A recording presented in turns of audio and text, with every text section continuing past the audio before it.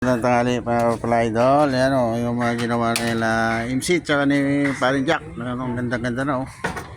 Oh. Ito nga pala yung ano, yung tiris. So makalat pa rito idol kasi ginagawa pa. So maganda na yung pag naayos na. Ayan o.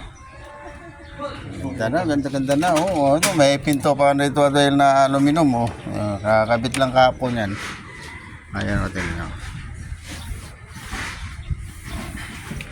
Mahaba pa. Oh, yan. So, mahusay na wala si MC nito. Tingnan yung mga kabit nila. At saka si Parin Jack. Oh, mahusay na. Oh. Ito mga paligid yan. Oh. Ano lang ganda-ganda na yan. Ito, pati kasami. Naka-PVC panel lahat.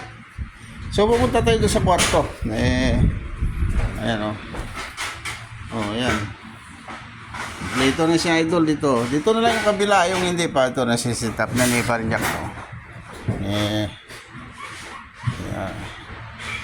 Naman yung mga pintuan kong mga ginagawa idol. Ito siniset up yung mga pintuan na yan. Nilagyan ko ng mga design.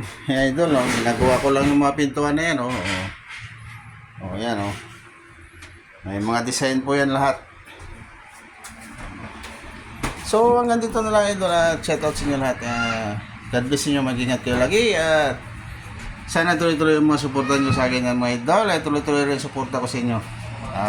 Ingat kayo, God bless.